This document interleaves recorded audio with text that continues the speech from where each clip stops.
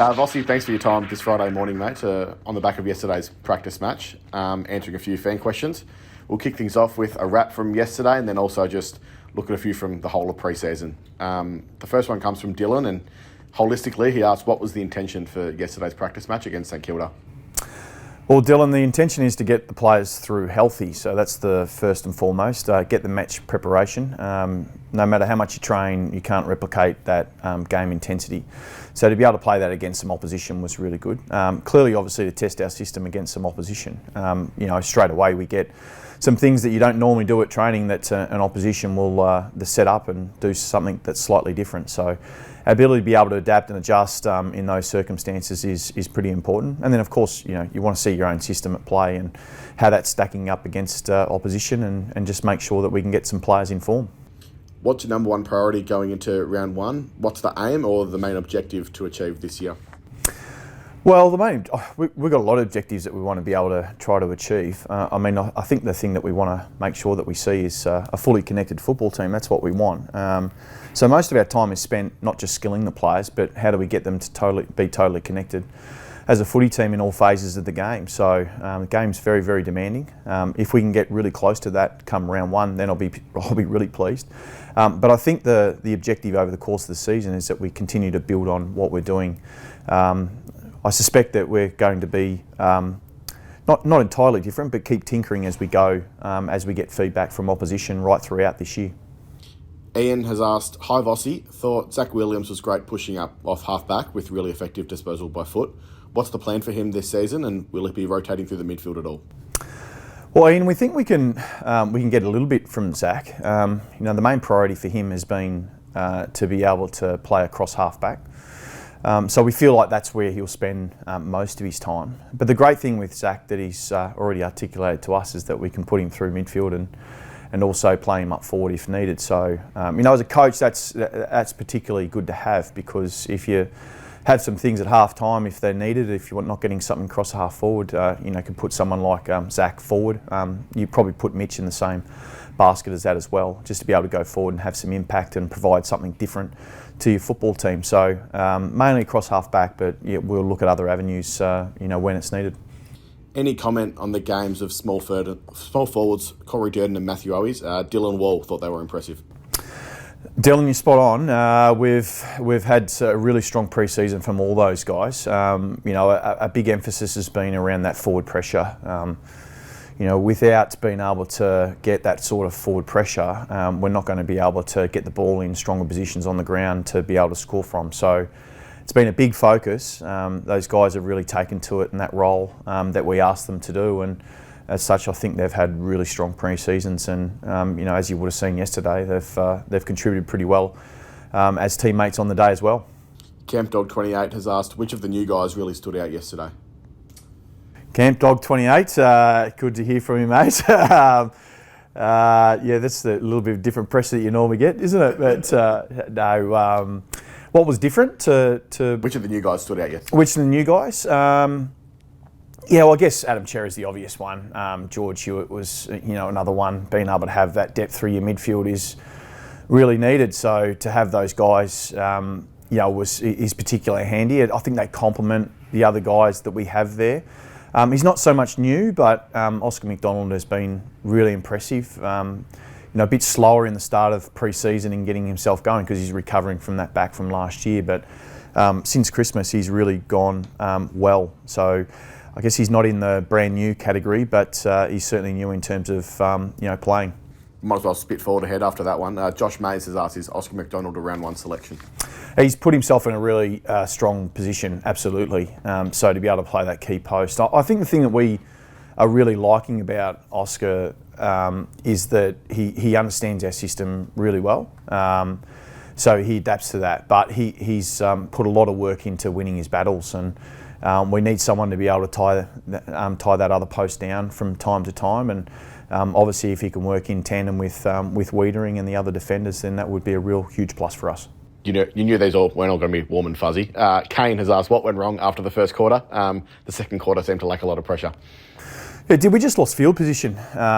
So that was, I think what we're trying to ask the players to be able to do is to consistently implement what we're after. And we understand there may be some fluctuations in that happens in the short term, and that might be the tightening up of things as we go and as the players become quite familiar. They can identify what's different and they can change it on the run. So that'll be particularly important for us moving forward.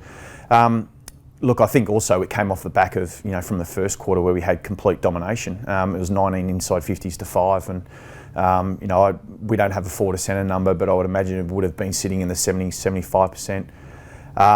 So while we'd like to be going that well, I think it's an unfair expectation that we're going to dominate that way for periods of the game. So we understand that the opposition's going to get the game on their terms at times throughout games. So we just have to make sure that we hold firm through there and just at least deny the scoreboard through those times where we lose a little bit of momentum.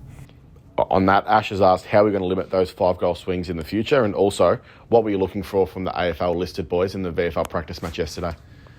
Well, Ash, I guess the biggest thing that we have to identify is, how do we get our adaptations through those particular times? As I said, we don't suspect that we're going to be able to control all scenarios in the game, but what we have to be able to do is deny the scoreboard. And we understand that we're going to have some periods of time where we're not going to have it our way, and there'll be a genuine arm wrestle that happens throughout games. But the very, very best teams are able to just hold and hold that scoreboard, be able to absorb, and then be able to maybe get that goal against the run of play. We certainly had our opportunities.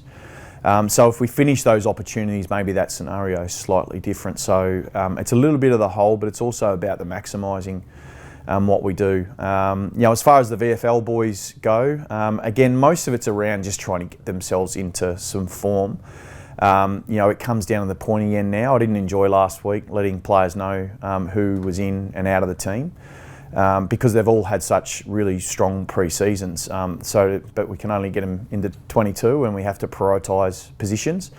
But also I think we need to understand as well that it's not just about the 18 and being part of an 18. They've got specific positions they play in, and they're often only competing against one or two people for those particular positions. So we factor all those things in, but primarily for them is about getting themselves in form. This one's from Joel. He says, "Hi Vossy, to be a good side and make finals, first you must do the basics. There were multiple occasions where the Saints kicked a goal from a set shot that didn't initially make the distance. What's being done to address the basics?" Well, it's a continued reinforcement. I think when you look at practice matches, the fundamentals are critically important. As we become more progressive through this and as we add more layers, the fundamentals can't go away. And they're the simple things that we just ensure that we continue to tidy up. The first and foremost, that's probably the least of our, the things that we need to look at this present time. There's a lot of other things that you're probably trying to get out of your practice matches before you sort of get to some of those things. But it raises intensity pretty quick. I mean, we've got Melbourne this week, and they'll test all facets of our game. So, so it'll be important to make sure that we get right.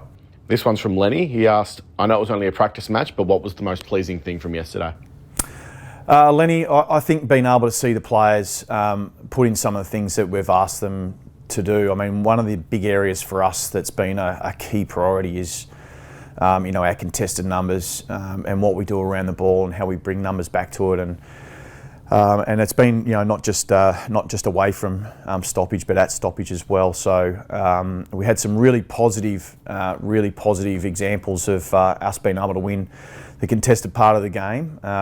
So for me, the shape we put around it, the numbers we have at the ball, the heat we put on it, they were the priorities that I wanted to come away out of this game, and that was particularly healthy. We lost our way a little bit through the second quarter, but I would say for 3.5 quarters, we were particularly strong in that area.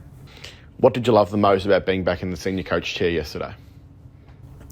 It was quite surreal, actually. I really enjoyed it. I enjoyed the whole build up to it a little bit. It's different, the practice matches, so it's as much a rehearsal for me as anything else. But it's sort of, you re-engage straight away with the emotions of the game when you're sitting up there with your other coaches. And look, I just enjoyed being able to sit back and be that really invested in where you're going as a coach, and invested in the team and the team outcomes that you see. And you can sit back and, when you're observing the way that you play, you're really proud of what your coaches and your team's been able to put out there and the players' application, and I hope that only grows throughout the season. This one's from Max. What's the culture like around the place and the mentality so far? Max, I've been really impressed with the players' hunger and appetite to want to get better, and they've had an all-in approach on this. There hasn't been anyone swaying off to the edges and doing their own thing. They're completely invested in trying to make us better, and I can't wait for us to be able to get our season started and for people to be able to see that and how they play for each other. And they're really big things. They're really important starting points when you start on a new journey together. Rick has asked, will we see our boys play on the edge with aggression? I really hope so. I don't know another way, so I'll certainly be. It won't be through lack of encouragement. It's a primary part of the game. We talk about system and how we want to play, and how you want to shift the ball off a line, or how you want to defend as a team. But it starts with effort and intensity and aggression around the ball, and I don't think that part of the game will ever change. I know that if we are able to bring that for 22 weeks, then we'll get some really strong results. But it's something that we need to make sure that we continue to emphasise and make sure that we get, but it won't be through lack of encouragement. How would you define our depth in all areas? I think our depth's been pretty strong. I guess we don't have as much depth in our tools, so that's one thing that we probably don't have. So we need some health around that. But largely, when you look across the list, they're all very capable. So you're sort of quietly confident that, given a run at it, that someone else can step into a role and get the job done. And you've already heard me speak about not relying on one individual to be able to get the job done. And we have to become better than just one individual. And we have to understand that we all play a role. And if we do that, we'll be able to work our way through any situation. Devon has asked, why did Paddy Ryder not play in the first game yesterday? Well, Devon, he's probably up against that contingent of on-ballers that you saw play in the AFL game against St Kilda. So, like I said, there's not 18 positions available. There's a tight time frame of where you play, and we feel like he's had an exceptional pre-season, as have had the other boys. They've been driving each other really, really hard. But in the end, you've got to sort of make a call on where guys are going to play, and I guess the players that we chose to play on the weekend were the ones we went with. We could have added a few of these. Dean has asked, is there an update on Sam Walsh? Yeah, we're going to get this as a daily update. We might as well just put it on the website. But look, no update. He's at this point in time, he's still in that 8-week bracket. Nothing changes there. We'll wait for the feedback, but he's only really in the first 2 weeks of his rehabilitation. He's just starting to come in and out of his boot. So it's way too early to think that we're going to try and push that any tighter than that. You mentioned this was a different press conference before. This might take the cake. Fat Ducky, what did you have for breakfast this morning? Fat Ducky, that's a different question that I've never had before, but pleased you asked. No, I'm not a big breakfast man, so I tend to get brekkie on the run. It normally involves a coffee somewhere, so coffee you've got to have, but it's pretty simple for me, so just a couple of yogurts, a bit of toast, and that's about it, if you really want to know. One more food question before we wrap up with some other football-related questions. Right. Tom, now you're a part of Carlton, Vossy, what's your favourite pizza? Mediterranean lamb, is that the right answer? Oh, I don't know. Yeah, anyway, so I mean, as an Italian, I'd say no, but we'll move on. Well, that's what I mean. So it's not the right answer. I've got that completely wrong. Back to the football. But then my other one's Hawaiian. That's definitely wrong as well. So yeah, I don't win on both fronts. We'll stick to footy. Sam, what will Zach Fisher's role predominantly look like this year? Well, we think his impact is going to be forward and on ball. You've seen enough of him to know just how dangerous he is, and so his pre-season's been fantastic. He's been one of those guys last year that I'm sure that was well and truly missed amongst the group. He provides that real point of difference. He's got that real fleet of foot. Sort of got the dancing shoes on. He knows how to get in and out of traffic. He gets the ball movement going. So there's a fair bit going for him. He provides a lot of spark for us. So I would say, predominantly forward, but certainly some spurts on ball. This one's from Ryan. Can you give us an insight into who the young boys in the team might be that could push for a spot come the earlier end of the year? Those that haven't seen a lot of senior action, and mentioned that Corey Durden looked promising yesterday. Well, Corey has been really impressive. He's been one of the ones that has really put his hand up. And we also spoke earlier about Matty Owie, so he's not so much in the younger basket, but he's certainly in that development phase of his career where he's getting better and better as he goes. So he's improved enormously throughout the year. Philby has been really good. Again, sort of started a little bit slower in pre-season, but as he's got into match play, some of the things he's done has been really impressive. You would have seen the VFL yesterday. Jesse Motlop was, played, and we think he's got some some amazing upside to be able to play in those particular roles. I guess not so much in the early part of the season, but we still sort of would love to see Josh Honey, and so there's going to be some good competition for those small forward spots. To be able to have that sort of speed and those sorts of options will be really beneficial to us. Is the plan for our rucks to use one of either Mark Pidnett or Tom De Koning, with Jack Silvani chopping out, as we saw yesterday for the first half? Yeah, I think so. Jack's still very keen to relieve in the ruck where needed. So there'll be that. I guess that's a selection decision we need to have a think about, is whether we use Jack in that capacity or whether Tom comes in and plays as that second ruck. And relieves Piddo. There's some real strong advantages of being able to have both options, to be fair, to be able to go with the taller options and have Tom relieving the ruck as a forward, and also with Sauce being able to play that role. And you saw with Sauce yesterday, he's quite capable. He really enjoys getting into the ruck. I think he's a little underestimated in the ruck. He competes really well and then gets after on ground level. Vin, it's absolutely incredible to see that Doc could be back so soon. When the time comes, is there a chance that he'll line up on the wing? He had some strong games there last year, and we're lucky to have numerous options across half-back. Yeah, he might, Vin, and that's going to be as much to do with our depth across half-back, and we talk about where do we feel like we've got some options and some backups. It's certainly across that half-back line. There is a real strong depth there. It's going to be a real selection headache throughout the year, to be fair, which is great because it means the boys are healthy, which is fantastic.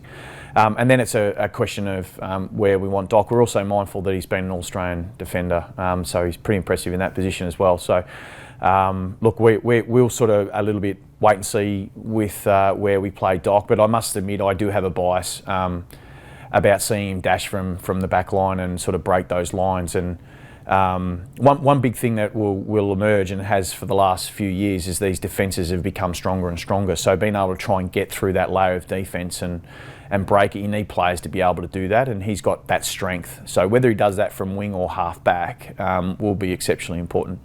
Just finally, this one comes from Adam, and harking back to our first interview back last year, you spoke about forming connections with the new players. So what is the biggest part of forming a connection between new coaches and players? Well, the biggest thing is the relationship, and that only comes with some time. One of the really important things that we try to encourage here is a really safe environment for players to be themselves, and for us to be able to share stories and our own backgrounds and where we come from, and but also share our own vulnerabilities about ourselves as players, and what I want to become better at, and what I think I need to be able to grow in my game. And so there's just lots and lots and lots of conversations that need to happen. But fundamentally, I always believe that it starts at the relationship. And as the intensity starts to build, when you ask players and you hold them highly accountable, you know that they know that your intention is out of care and get the best out of themselves, not because you don't like them and you think something else of them. So that's where it starts and stops for me. Thanks, Ossie. No worries. Thank you, mate.